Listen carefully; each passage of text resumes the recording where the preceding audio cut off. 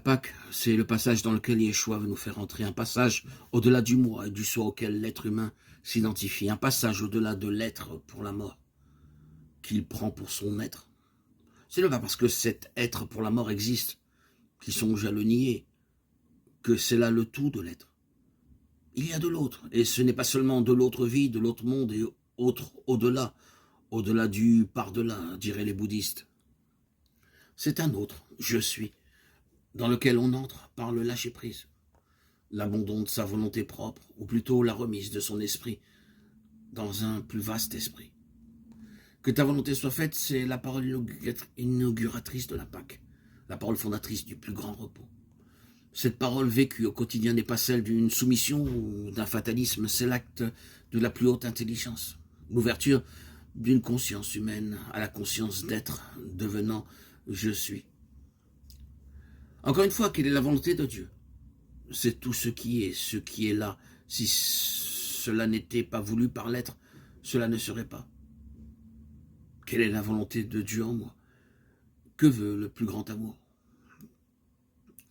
Que je sois ce que je suis, que tout ce qui m'arrive d'agréable ou de désagréable concourt à mon accomplissement, au devenir de mon être, de ma conscience. Que peut vouloir notre Père sinon que nous devenions fils et pères à notre tour, créés et créateurs, capables de transmettre le don?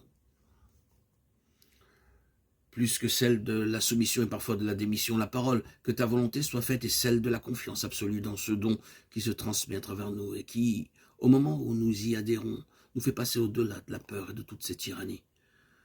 Celui qui est passé par là, s'il en revient, gardera dans son corps des traces de lumière, pointillés d'espace et de ciel.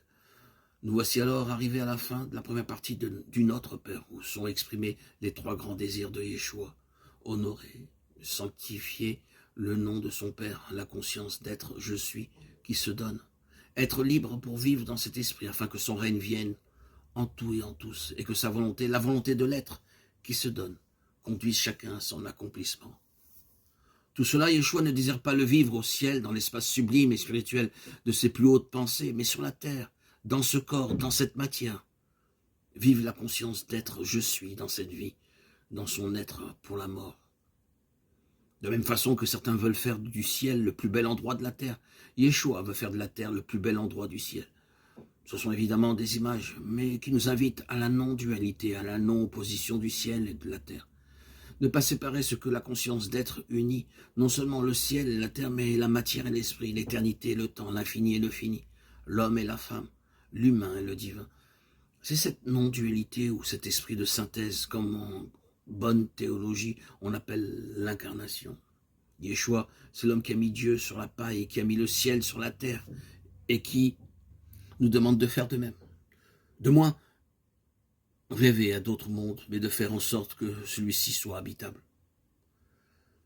L'être que nous cherchons par-delà les plus lointaines galaxies, c'est aussi dans la mangeoire de nos vies quotidiennes que nous pouvons le trouver, dans les yeux des enfants. Il y a une clarté, un espace qui est un secret et qui ignore la plus grande parmi les étoiles. Abba, disait l'enfant, que ton nom soit sanctifié, que ton règne vienne, que ta volonté soit faite, sur la terre comme au ciel.